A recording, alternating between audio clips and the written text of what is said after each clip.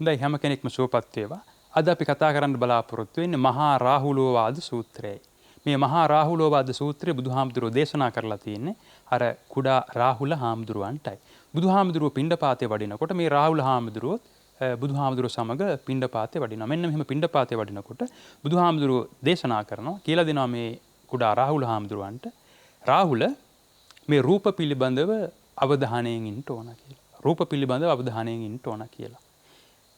මෙන්න මෙහෙම රූප 11 ආකාර රූප තියෙනවා කියලා. අතීත රූප, වර්තමාන රූප, අනාගත රූප, දුර රූප, ළඟ රූප, සියුම් රූප, ඝන රූප, බාහිර රූප, අජ්ජත්තික රූප, ප්‍රනීත රූප, අප්‍රනීත රූප මෙන්න මේ ආදී වශයෙන් රූප જાති 11ක් තියෙනවා කියලා විග්‍රහ කරලා දෙනවා. එතකොට රාහුල හාමුදුරුවෝ කියනවා එහෙමයි භාග්‍යවතුන් වහන්සේ රූප පිළිබඳව අවධානයෙන් ඉන්න ඕන කියලා. ඊට බුදුහාරෝ දේශනා කරනවා නැහැ රූප විතරක් පිළිබඳ නෙමේ රූප වේදනා සංඥා සංකාර විඥාන කියන මේ පංචස්කන්ධය පිළිබඳවම අවධානයෙන් ඉන්න ඕන කියලා. ඊට පස්සේ හවස් වරුවේ මේ කුඩා රාහුල හාමුදුරුවෝ සරියුත් හාමුදුරුවෝ මුණ ගැහුණාම සරියුත් හාමුදුරුවෝ කියනවා රාහුල ආනපාන සති සමාධිය වඩන්න කියලා. ඊට පස්සේ මේ රාහුල හාමුදුරුවෝ බුදුහාමුදුරුවෝ මුණ ගැහෙන්න ගිහිල්ලා අහනවා භාග්‍යවතුන් වහන්සේ මොකද්ද මේ ආනපාන සති සමාධිය කියන්නේ? කොහොමද මේ ආනපාන සති සමාධිය වඩන්නේ කියලා.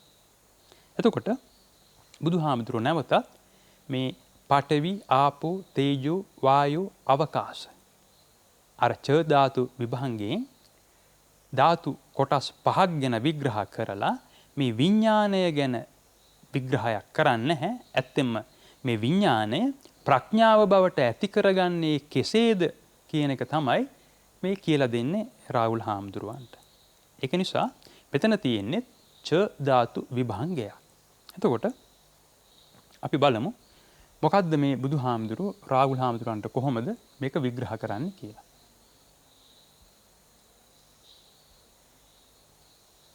බුදුහාමුදුරුවෝ දේශනා කරනවා මෙන්න මෙහෙම.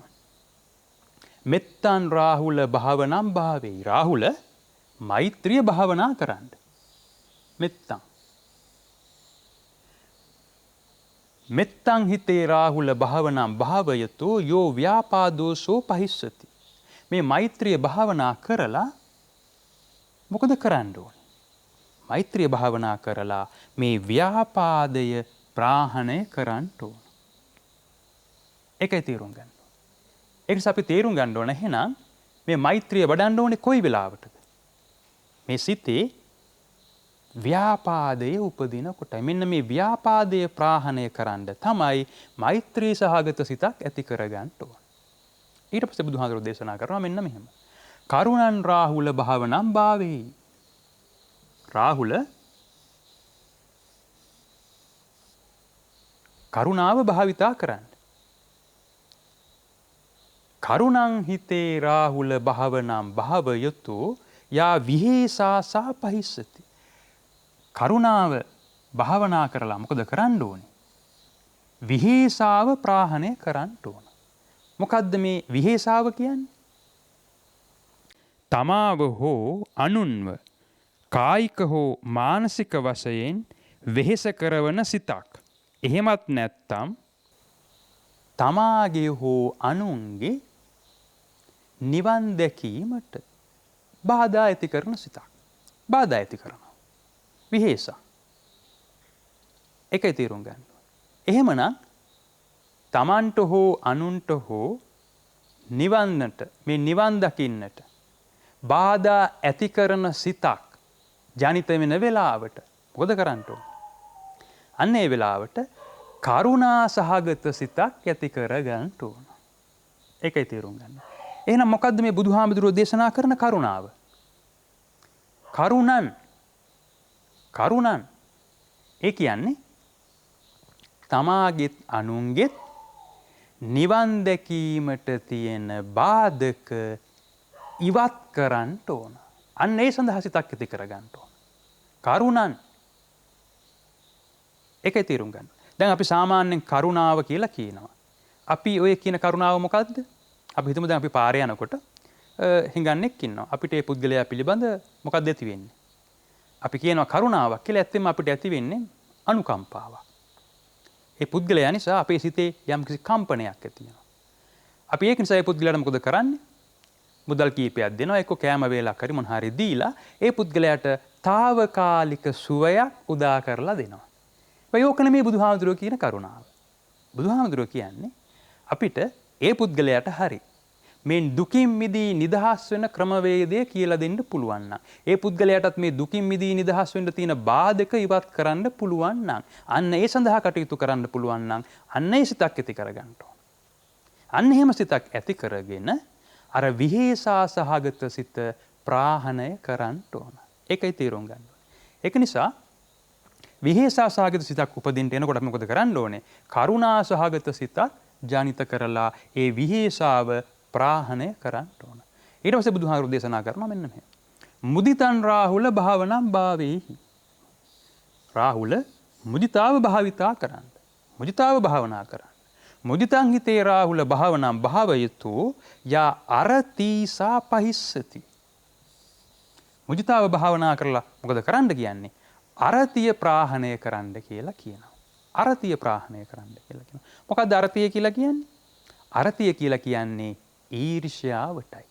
එහෙනම් ඊර්ෂ්‍යා සහගත සිතක් උපදින්න එනකොට අපි මොකද කරන්න ඕනේ? අන්න ඒ වෙලාවට මුදිතා සහගත සිතක් ජනිත කරලා මේ ඊර්ෂ්‍යා සහගත සිත ප්‍රාහණය කරන්න ඕන. ඒක අපි තේරුම් ගන්න ඕනේ. එහෙනම් මොකද්ද මේ මුදිතං කියලා කියන්නේ? දැන් උදාහරණයක් විදිහට කියනවා මේ අම්මා ළඟ මේ මුදිතා ගුණය තියෙනවා කියලා. ඇයි? මේ අම්මට තමාගේ දරුවෝ කවුරු හෝ තමාගේ දරුවෝ යම් කිසි ජයග්‍රහණයක් ලැබපුවාම භෞතික ලෞකික වශයෙන් හෝ යම් කිසි දේවල් ලබා ගත්තාම ඒ දරුවෝ වගේම මේ අම්මා සතුටු වෙනවා.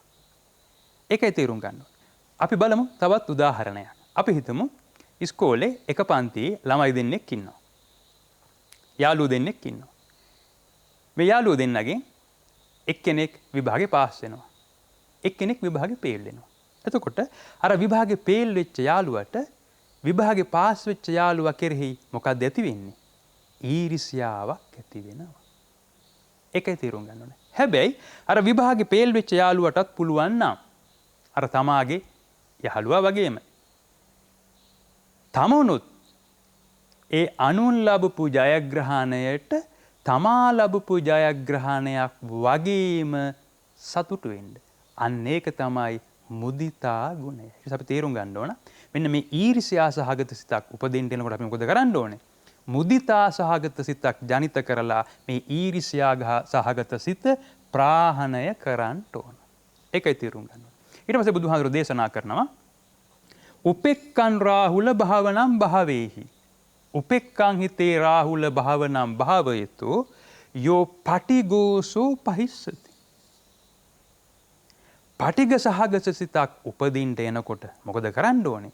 උපෙක්ඛා සහගත සිතක් ජනිත කරලා මේ පටිග සහගත සිත ප්‍රාහණය කරන්න ඕනේ. මොකද්ද මේ පටිගය කියලා කියන්නේ?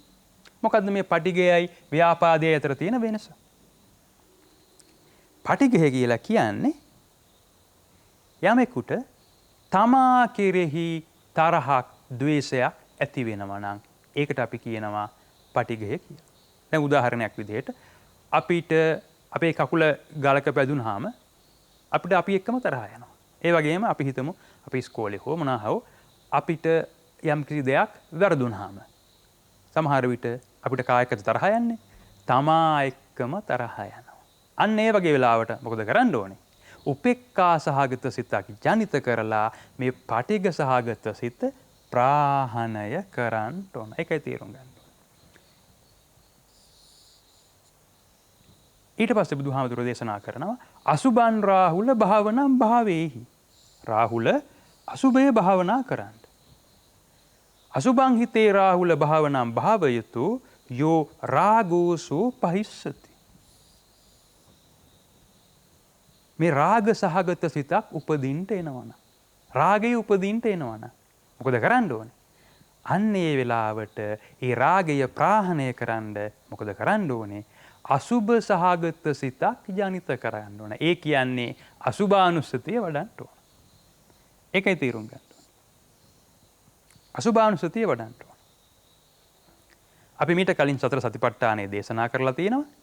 ඒකෙදී අර බුදුහාමුදුරුවෝ අර අසුභානුස්සතිය වැඩිම සඳහා කර්මස්ථාන පෙන්නලා දීලා තිනවා. පටික්කුල මනසිකාරය ආදී කර්මස්ථාන පෙන්නලා දීලා තිනවා. ඒක නිසා රාග සහගත සිතක් උපදින්න එනකොට මොකද කරන්න ඕනේ? අසුභානුස්සතිය වඩලා අසුභය මෙනෙහි කරලා අර රාග සහගත සිත ප්‍රාහණය කරන්න ඕන. ඊට පස්සේ බුදුහාරෝ දේශනා කරනවා අනිච්ච සංඥාන් රාහුල භාවනම් භාවේහි. රාහුල අනිච්ච සංඥාව භාවනා කරන්න. අනිච්ච සංඥාව භාවිතාවට ගන්න. අනිච්ච සංඥාන් හිතේ රාහුල භාවනම් භාවයතු යෝ අස්මිමානෝ සෝ පහිස්සති. අස්මිමානෝ මේ අස්මිමානය මමත්වය මඤ්ඤතාවය මගේ කරගන්න අල්ලගන්න උපාදානය කරගන්න යනකොට අන්නේ වෙන සිතක් ඇති වෙනකොට මොකද කරන්න ඕනේ? අනිච්ච සංඥාව වඩන්න ඕන. අනිච්ච සංඥාව වඩන්න ඕන. ඒකයි තේරුම් ගන්න. අර බුදුහාමුදුරුවෝ දේශනා කරලා තියෙනවනේ සබ්බේ සංඛාරා අනිච්චාති සබ්බේ සංඛාරා දුක්ඛාති සබ්බේ ධම්මා විපරිණාම ධම්මා.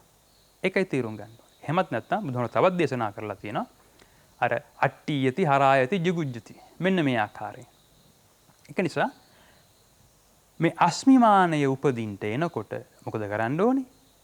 අනිච්ච සංඥාව භාවිතාවට ගන්න ඕන. අනිච්ච සංඥාව භාවිතා කරලා අස්මිමානය ප්‍රාහණය කරන්න ඕන. ඊට පස්සේ බුදුහාමුදුරුවෝ දේශනා කරනවා ආනපානස්සතින් රාහුල භාවනම් භාවේහි. රාහුල ආනපාන සති සමාධිය වඩන්න. ආනපානසතින් හිතේ රාහුල භාවනා භාවිතා බහුලීකත මහප්පලා හෝති මහානිසංස. මේ ආනපාන සති සමාධිය මහප්පලා හෝති මහානිසංස.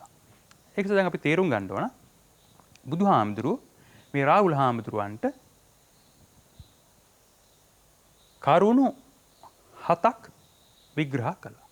කරුණු 7ක් විග්‍රහ කළා. පළවෙනි එක තමයි මෛත්‍රිය, දෙවෙනි එක තමයි කරුණ, පළවෙනි එක මෙත්තන්, දෙවෙනි එක කරුණං, තුන්වෙනි එක මුදිතං, හතරවෙනි එක උපේක්ඛං, පස්වෙනි එක අසුභං, හයවෙනි එක අනිච්ච සංඥා. අනිච්ච සංඥා. හැබැයි කරුණු 6ක් කිව්වට ඒ 6 දෙපැත්තක් විග්‍රහ කරලා තියෙනවා. මේක තේරුම් ගන්න නම් අපි ද්වතාවය කියන්නේ මොකක්ද කියන එක තේරුම් ගන්න ඕන. ඒක නිසා මෙතන කරුණු 6ක් ඒ කරුණු 6 දෙපැත්තක් විග්‍රහ කරලා තියෙනවා. භාවිතාවට ගන්න ඕන කරුණු 6ක් ප්‍රාහණය කරන්න ඕන කරුණු 6ක්. ඒ කියන්නේ අස්ස කරන්න ඕන කරුණු 6ක් පස්ස කරන්න ඕන කරුණු 6ක්. එහෙමත් නැත්නම් ආන කරන්න ඕන කරුණු 6ක් පාන කරන්න ඕන කරුණු 6ක්. ඒක තමයි මේ 7 වෙනි කරුණ වශයෙන් පෙන්නලා දෙන්නේ. ආන පාන. එහෙනම් අපි තේරුම් ගන්න ඕන. සිත පිරිසිදු වෙනදී ආන කරන්න ඕන. සිත අපිරිසිදු වෙනදී පාන කරන්න ඕන. මොනවාද සිත අපිරිසිදු වෙනදී? ඒවා තමයි ව්‍යාපාදය, විහේසා, අරති, පටිගෝ, රාගෝ, අස්මිමාන. ඒවා ප්‍රාහණය කරන්න ඕන. එහෙනම් මොනවාද සිත පිරිසිදු වෙනදී ආන කරන්න ඕන දේවල් මොනවද? ඒවා තමයි මෙත්තං, කරුණං, මුදිතං, උපේක්ඛං, අසුභං, අනිච්ච සංඥාං. ඒවා තමයි ආන කරන්න ඕනේ. ආන පාන. ඒකයි තේරුම් ගන්න ඕනේ. ආන කළ යුතු කොටසක් තියෙනවා. පාන කළ යුතු කොටසක් තියෙනවා. අර සබ්බ පාප පස්ස. මෙන්න එහෙනම් සබ්බ පාප. ඒවා පස්ස කරන්න ඕනේ. ඒකට නම් මොකද කරන්න ඕනේ? කුසල අස්ස. මෙන්න එහෙනම් කුසල අස්ස. දැන් අපිට මෙහෙම කිව්වට මේක ටිකක් තේරුම් ගන්න අමාරුයි. අපි ඒක නිසා බලමු කොහොමද මේක තේරුම් ගන්න පුළුවන් කියලා. මේක තේරුම් ගන්න නම් අපි තේරුම් ගන්න ඕන මේ බුදුහාමුදුරුවෝ දේශනා කරලා තියෙන මේ හේතුඵල ධර්මය. බුදුහාමුදුරුවෝ දේශනා කරලා තියෙන හේතුඵල ධර්මය තේරුම් ගන්න ඕන. ඒක නිසා මොනවාද මේ හේතු? මොනවාද හේතු? රාගය හේතුවකි, ද්වේෂය හේතුවකි, මෝහය හේතුවකි. ඔය මොනාට හේතුද? අර ජාති ධම්ම, ජරා ධම්ම, ව්‍යාධි ධම්ම, මරණ ධම්ම, දුක්ඛ දෝමනස, ශෝක පරිදේව, උපායාසා හේවත් දුක හේවත් පැවැත්ම හේවත් දුක් පැවැත්මට හේතුයි. ඒකයි තේරුම් ගන්න ඕන. ඒක නිසා බුදුහාමුදුරුවෝ දේශනා කරන්නේ මේ දුකෙන්, මේ දුක් පැවැත්මෙන් මිදී නිදහස් වෙන්න නම් මොනා කරන්න කියලාද? යං කිංචි සමුදය ධම්මං සබ්බන්තං නිරෝධ ධම්මං. මේ සමුදය නිරෝධ කරන්න ඕන. ඒ කියන්නේ මේ සිතේ උපදින්න එන රාගය, ద్వේෂය, මෝහය වීතරාගී වීතද්වේෂී වීතමෝහී කරන්න ඕන. ඒක නිසා අපි තේරුම් ගන්න ඕන මේ බුදුහාඳුරුව දේශනා කරලා තියෙන ද්වතාවය. අපි මේ දක්වා කරපු ධර්ම දේශනාවලදී ද්වතාවය බොහොම පැහැදිලිව විග්‍රහ කරලා තියෙනවා. සතර සතිපට්ඨානයත් විග්‍රහ කරලා තියෙනවා. ඒක නිසා අර බුදුහාමුදුරුව පෙන්නලා දෙනකොට අසේවනාච බාලාන පණ්ඩිතානංච සේවන, එහෙම නැත්නම් බාල සමාගම, සතන් සමාගම, එහෙම නැත්නම් කරණීය ධර්ම, අකරණීය ධර්ම, එහෙමත් නැත්නම් ඒකටමයි කුසලයේ අකුසලය, එහෙමත් නැත්නම් අස්ස පස්ස ආන පාන පැවැත්ම අපවැත්ම රිය අරිය. ඔන්න ඔය ද්වතාවයේ තේරුම් ගන්න ඕන. ද්වතාවයේ තේරුම් ගත්තා නම් මේ මහා රාහුලෝවාද සූත්‍රය බොහොම පහසුවෙන් අපිට තේරුම් ගන්න පුළුවන්. එහෙනම් අපි තේරුම් ගන්න ඕන අපිට කළ හැකි කළ යුතු එකම එක ක්‍රියාකාරකම මොකද්ද? මේ දුකින් මිදී නිදහස් වෙන්න නම්, මේ පැවැත්මෙන් මිදී නිදහස් වෙන්න නම් කළ හැකි කළ යුතු එකම එක ක්‍රියාකාරකම මොකද්ද? සමුදය නිරෝධ කරන්න ඕන. සමුදය නිරෝධ කරන්න තියෙන ක්‍රමවේදය මොකද්ද? ඒකට තමයි අපි කියන්නේ මේ සතර කමඨහන් කියලා. සතර කමඨහන්. එහෙමත් නැත්නම් මේ සතර කමඨහන් විග්‍රහ කරලා තින්නේ කොහෙද? ඒ සූත්‍රයට තමයි අපි කියන්නේ සතිපට්ඨාන සූත්‍රය කියලා. එහෙනම් මේ සතිපට්ඨාන සූත්‍රයේදී අපිට බුදුහාමුදුරුවෝ දේශනා කරලා දීලා තින්නේ මොකද්ද? මේ සතර කමඨහන් වඩන ක්‍රමවේදයයි. අපි එහෙනම් මේ සමුදය නිරෝධ කරන්න මොකද කරන්න ඕනේ? මේ සතර කමඨහන් වඩන්න ඕන. ඒ කියන්නේ මේ රාගයක් උපදින්න එනකොට මොකද කරන්න ඕනේ? අසුභානුස්සතිය වඩන්න ඕන. අසුභානුස්සතිය වඩපු ගමන් මරණානුස්සතිය වඩන්න ඕන. එහෙනම් සමතේ තමයි අසුභානුස්සතිය, විපස්සනාව තමයි මරණානුස්සතිය. ඒ දෙක හරියට නිවැරදිව වැඩුවා නම් මොකද වෙන්න ඕනේ? අර උපදින්න ආපු රාග බීජය උදුරා දමලා තියෙන්න ඕනේ. ඉදිරිලා තියෙන්න ඕනේ. ඒකට තමයි කිව්වේ බුද්ධානුස්සතිය කියලා. අන්න එහෙනම් රාගය වීතරාගී කරන ක්‍රමවේදය. එහෙනම් ද්වේෂයක් උපදින්න නම් මොකද කරන්න ඕනේ? ද්වේෂයක් උපදින්න එනවා නම් මෙත්තානුස්සතිය වඩන්න ඕන. ඒක තමයි සමතය. මෙත්තානුස්සතිය වඩපු ගමන් මොකද කරන්න ඕනේ? මරණානුස්සතිය වඩන්න ඕන. දෙක නිවැරදිව ප්‍රායෝගිකව වැඩුවා නම් මොකද වෙන්න ඕනේ? අර උපදින්න ආපු ද්වේෂ බීජය උදුරා දමලා තියෙන්න ඕන. අන්න එහෙනම් බුද්ධානුස්සතිය වැඩිලා තියෙන්න ඕන. ඒක තමයි මේ ද්වේෂය වීත ද්වේෂී කරන්න තියෙන ක්‍රමවේදය. එහෙමනම් මෝහයක් උපදින්න එනකොට මොකද කරන්න ඕනේ? මෝහයක් උපදින්න එනකොට සමතයක් නැහැ. කෙලින්ම විපස්සනාව වඩන්න ඕනේ. ඒ කියන්නේ මරණානුස්සතිය වඩන්න ඕන. මරණානුස්සතිය වඩපුවාම මොකද වෙන්න ඕනේ? අර උපදින්න ආපු මෝහ බීජය උදුරා දමලලා තියෙන්න ඕන. ඒක නිසා බුද්ධානුස්සතිය වැඩිලා තියෙන්න ඕන. අන්න ඒක තමයි මෝහය වීතමෝහී කරන ක්‍රමවේදය. එහෙනම් බුද්ධානුස්සති මෙත්තාච අසුභං මරණානුස්සති ඉති ඉමා චතුරාරක්කා භික්ඛු භාවෙය්‍ය සීලව. මේ තියෙන්නේ සතර සතිපට්ඨානයයි.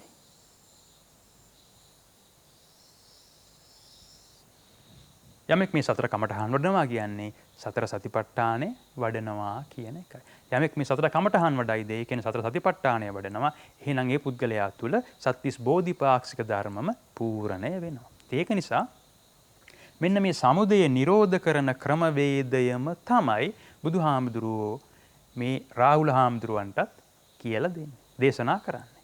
ඒක නිසා අපි බලමු. බුදුහාමුදුරුවෝ මොකද රාහුල හාමුදුරුවන්ට කරන්න කියන්නේ? මෙත්තන් රාහුල භාවනං භාවේහි. මෙත්තං හිතේ රාහුල භාවනං භාවයතෝ ව්‍යාපාදෝසෝ පහිස්සති. මෛත්‍රිය භාවනා කරලා භාවිතා කරලා මොකද කරන්න කියන්නේ? ව්‍යාපාදය ප්‍රහාණය කරන්න. කරුණං රාහුල භාවනං භාවේහි. කරුණං හිතේ රාහුල භාවනං භාවයතෝ මොකද කරන්න කියන්නේ? විහේසාසා පහිස්සති.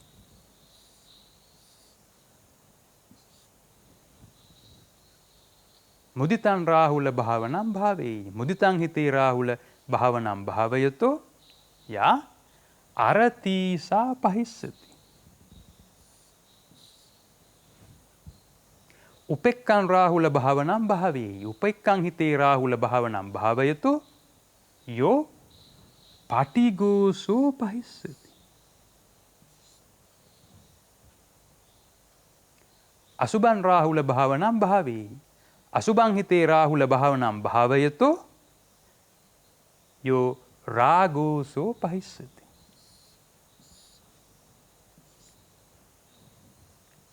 ඊට පස්සේ බුදුහාරෝ දේශනා කරනවා අනිච්ච සංඥාන් රාහුල භාවනම් භාවේහි.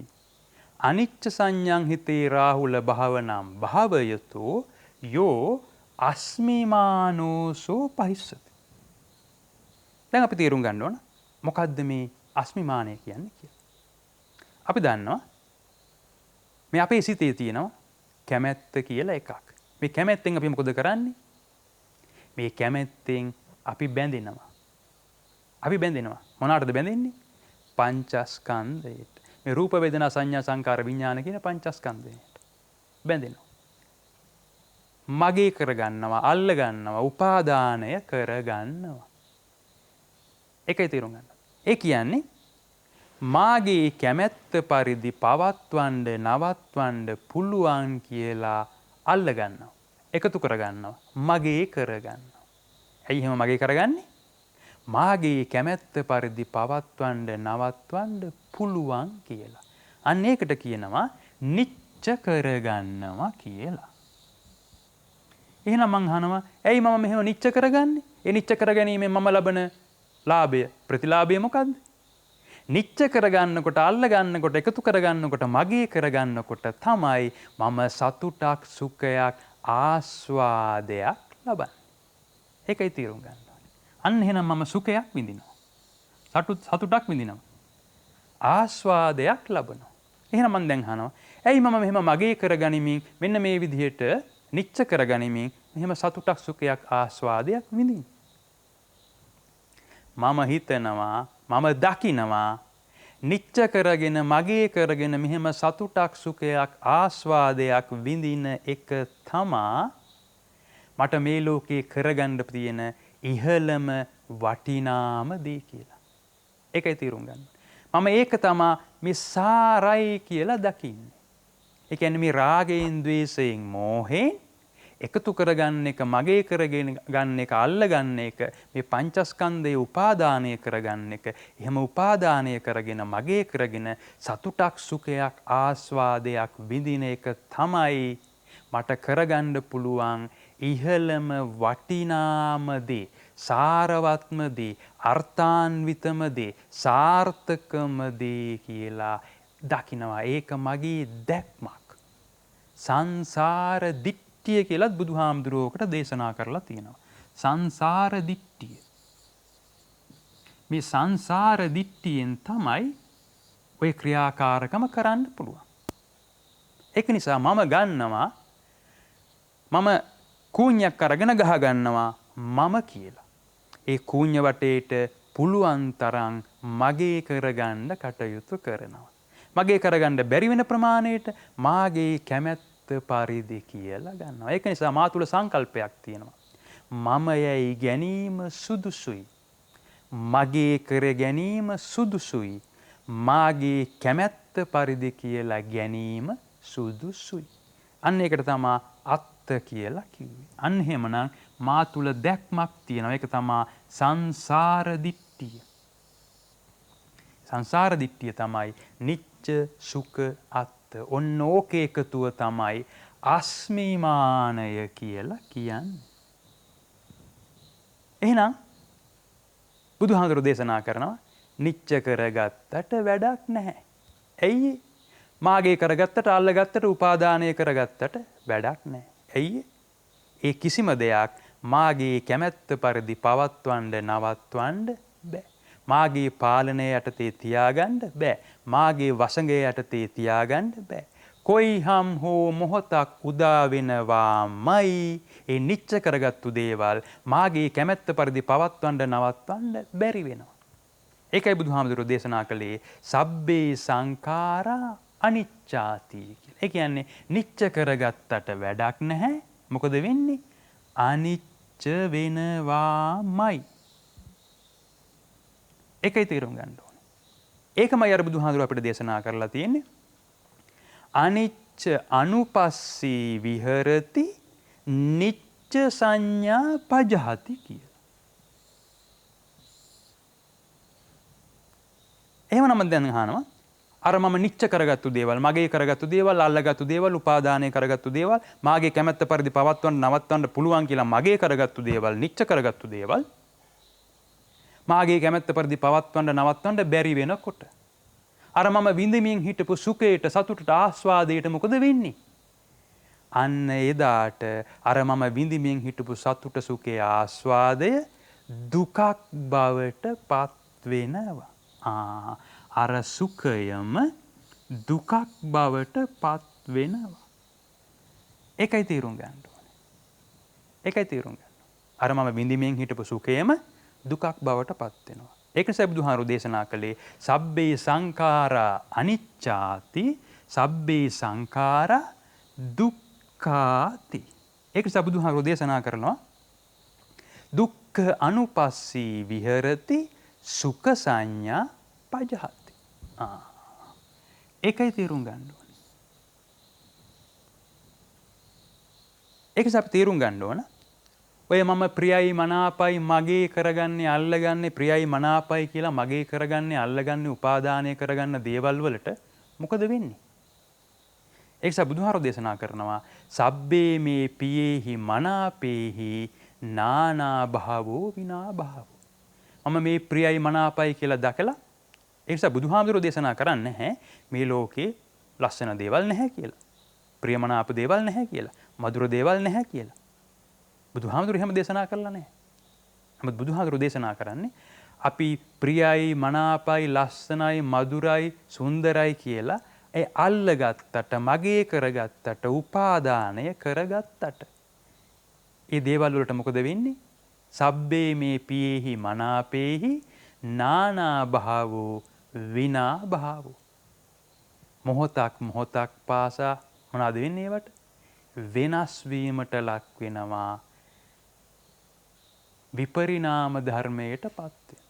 නානා භාවෝ විනා භාව. වෙනස් වීමට ලක් වෙනවා. විනාශ ස්වභාවයට පත් වෙනවා. එහෙමනම් අපි තේරුම් ගන්න ඕන. ඔය මම මගේ කරගෙන අල්ලගෙන උපාදානය කරගෙන තියෙන මොන වගේ දේවල්ද? මොහොතක් පාසා වෙනස් වෙමින් විනාශ ස්වභාවයට හෙවත් විපරිණාමයට පත් වෙන දේවල්. ඒකයි තේරුම් ගන්න ඕනේ.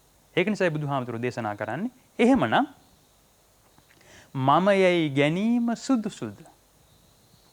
මගේ කර ගැනීම සුදුසුද? මාගේ කැමැත්ත පරිදි කියලා ගැනීම සුදුසුද? ගත්තොත් මොකද වෙන්නේ? දුකටපත් වෙනවා. ඒක නිසා බුදුහාමුදුරුවෝ දේශනා කරලා තියෙන්නේ සබ්බේ සංඛාරා අනිච්චාති සබ්බේ සංඛාරා දුක්ඛාති සබ්බේ ධම්මා අනාත්තාති. එහෙමත් නැත්නම් සබ්බේ ධම්මා විපරිණාම ධම්මා. ඒක තමයි බුදුහාමුදුරුවෝ දේශනා කරලා තියෙන්නේ අනත්ත අනුපස්සී විහෙරති අත්ථ සංඥා පජහති. ඒක නිසා බුදුහාමුදුරුවෝ දේශනා කරනවා සබ්බේ සංඛාරා අනිච්චාති සබ්බේ සංඛාරා දුක්ඛාති සබ්බේ ධම්මා විපරිණාම ධම්මා යදා පඤ්ඤාය පස්සති. මේ අනිච්චං දුක්ඛං විපරිණාම ධම්මං කියන යථාර්ථය යමෙක් පසක් කොට අද්දක ගනීද අත නිබ්බින්දති දුක්ඛේ. අන්නේ පුද්ගලයාට පුළුවන් එතනදීම මේ දුකෙන් මිදී නිදහස් වෙන්න. ඒ සමග්ගෝ විසුද්ධිය. ඒක තමයි මේ විමුක්ති මාර්ගය. මේ දුකින් මිදී නිදහස් වෙන්න තියෙන මාර්ගය. එහෙනම් දැන් අපි තේරුම් ගන්න ඕන යමෙකුට පුළුවන් නම් මෙන්න මේ අනිච්ච අනුපස්සනා කරලා නිච්ච සංඥාව ප්‍රහාණය කරන්නත් දුක්ඛ අනුපස්සනා කරලා සුඛ සංඥාව ප්‍රහාණය කරන්නත් අනාත්ත අනුපස්සනා කරලා අත්ථ සංඥාව ප්‍රහාණය කරන්නත්. ඒ කියන්නේ ඒකට තමයි කිව්වේ අනිච්ච සංඥාව භාවිතා කරලා මොකද කරන්න ඕනේ? අස්මිමානෝසෝ පහිස්සති. ඕකයි තේරුම් ගන්න ඕනේ. ඒක සෙන් අපි තේරුම් ගත්තා පළවෙනි කාරණා 6. එහෙනම් දැන් අපි තේරුම් ගන්න ඕන මෙන්න පාන කළ යුතු දේ. පාන.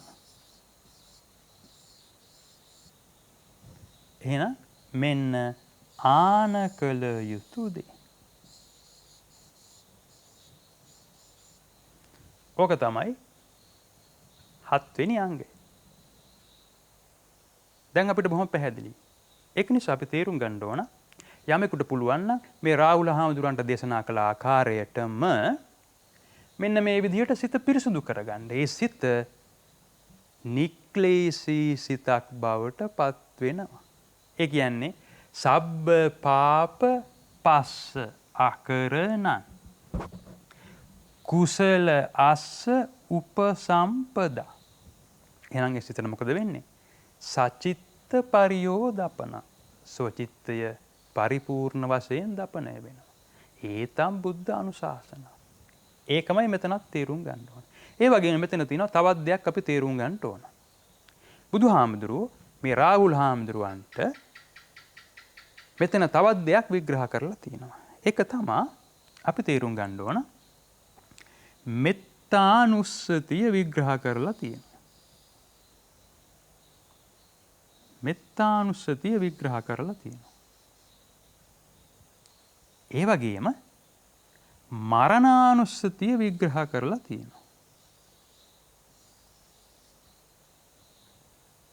ඒ විතරක්ද අසුභානුස්සතියත් විග්‍රහ කරලා තියෙනවා.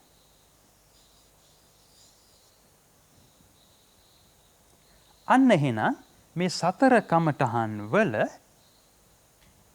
මෙත්තානුස්සතිය, අසුභානුස්සතිය, මරණානුස්සතිය විග්‍රහ කරලා තියෙනවා. එහෙනම් යමෙක් අපි තේරුම් ගන්න ඕන යමෙක් මෙත්තානුස්සතිය වඩනවා නම්, අසුභානුස්සතිය වඩනවා නම්, මරණානුස්සතිය වඩනවා නම් බුද්ධානුස්සතිය වැඩෙනවා. එහෙනම් මේ බුදුහාමුදුරුවෝ මේ රාහුල හාමුදුරුවන්ට මොකද්ද විග්‍රහ කරලා තියෙන්නේ? සතර කමඨහන්. බුද්ධානුස්සති මෙත්තාච අසුභං මරණානුස්සති ඉති ඉමා චතුරාර්යකා භික්ඛු භාවීය සීල. ඒක නිසා අපි තේරුම් ගන්න ඕන මෙතනදී තවත් දෙයක් තියෙනවා. අපි විග්‍රහ කරලා තියෙනවා අර බුදුහාමුදුරුවෝ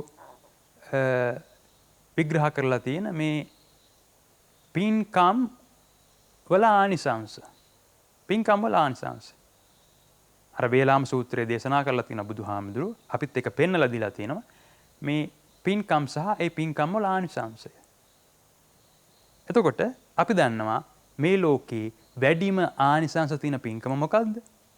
ඒක තමයි අනිච්ච සංඥාව වැඩිම.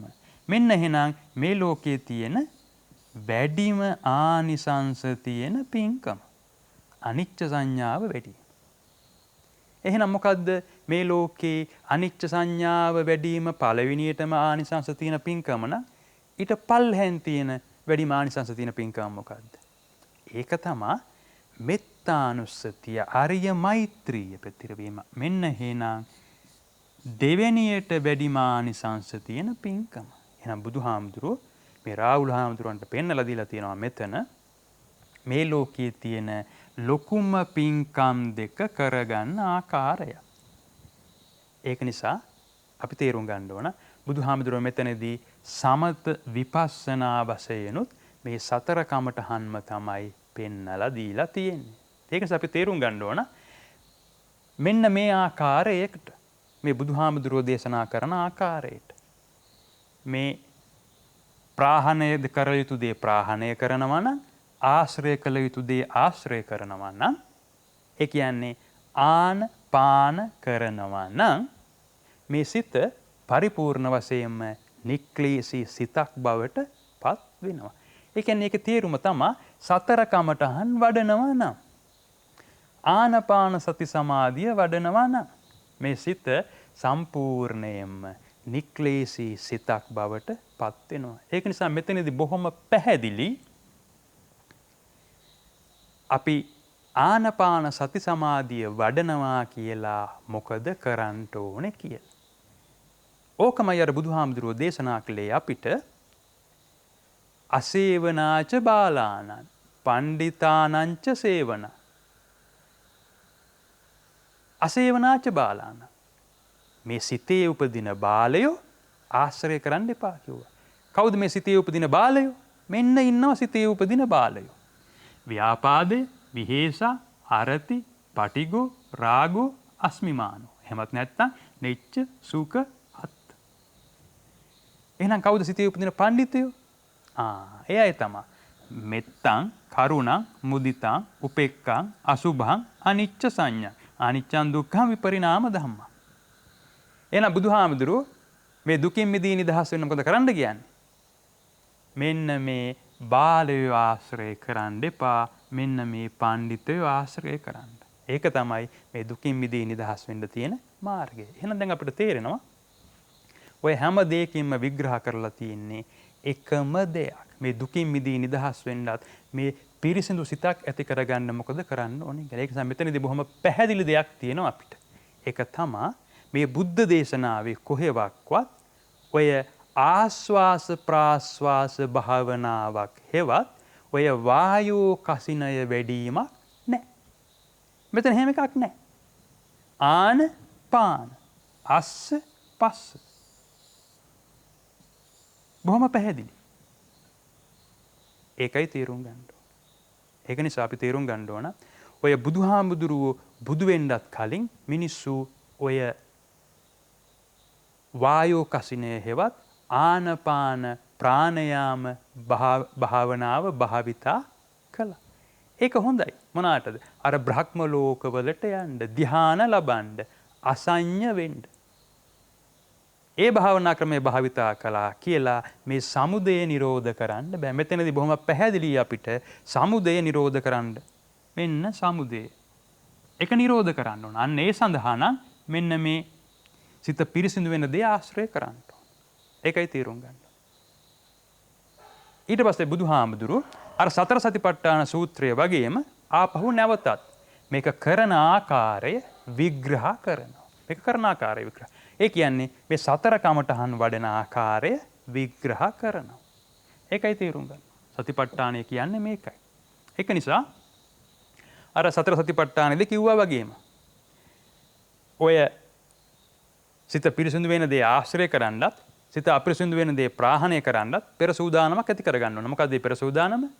ඒක තමයි අර අරඤ්‍යගතෝවා රුක්කමූලගතෝවා ශුඤ්ඤාගාරගතෝවා නිසිදති පල්ලංකං ආභූජිත්වා උජුං කායම් පනිදාය පරිමුඛං සතින් උපට්ඨපෙත්වා සෝ සතෝ වාස්ස සති සතෝව පස්ස සති. අන්න ඒ විදිහට පෙර සූදානමක් ඇති කරගෙන මොකද කරන්න ඕනේ? අර තමාගේ මනට අර දීර්ඝ සංසාරේ පටන් අපි ඇති කරගත්තු ගති මුල් කරගෙන උපදින්න එන රාගය, ද්වේෂය, මෝහය මොකද කරන්න ඕනේ? විත රාගී, විත ද්වේෂී, විත මෝහී කරන්න ඕනේ. ඒකට තමයි කිව්වේ දීඝං වා කියලා. ඒ විතරක් හරියන්නේ. එහෙනම් රස්සංවා. මොකක්ද එන රස්සංවා කියලා කිව්වේ? අර ඇස කන නාසය දිව කය කියන පහටත් මේ වර්තමාන මොහොතේ රාගය, ද්වේෂය, මෝහය රූපයක් පටිච්ච වීම නිසා රාගය, ද්වේෂය, මෝහය උපදින්න එනවද? මේ වර්තමාන මොහොතේම ඒ රාගය, ද්වේෂය, මෝහයත් විත රාගී, විත ද්වේෂී, විත මෝහී කරන්න ඕන. ඒකයි තේරුම් ගන්න ඕන. ඒක නිසා මෙතන තියෙන්නේ මන ආයතනයත් අනිත් ස්පර්ශ ආයතන පහත්. ඔක්කොම එකතුව 6යි. ඔකයි තේරුම් ගන්න. අපි සතර සතිපට්ඨානෙ විග්‍රහ කරලා තිනවා. සතර සතිපට්ඨානෙම තමයි ආපහු මේ රාහුල හාමුදුරන්ට විග්‍රහ කරලා දෙන්නේ. ඒක වගේම අවසානයේ ආපහු මොකක්ද කියන්නේ? ආපහු කියන්නේ අනිච්චානුපස්සී අස්ස සිස්සාමිති සික්ඛති අනිච්චානුපස්සී පස්ස සිස්සාමිති සික්ඛති කියන්නේ අර අනිච්ච අනුපස්සී විහෙරති නිච්ච සංඥා පජහති. අන්න ඒකයි තේරුම් ගන්න. අනිච්ච අනුපස්සී විහෙරති නිච්ච සංඥා පජහති. ඒ කියන්නේ මරණානුස්සතිය.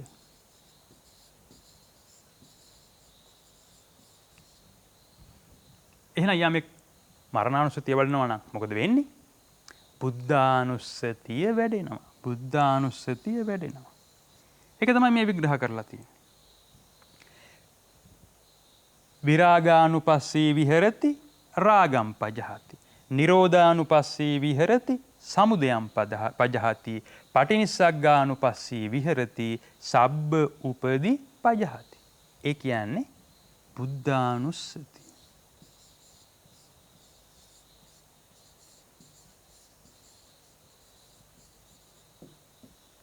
ඒකයි තේරුම් ගන්න ඕනේ.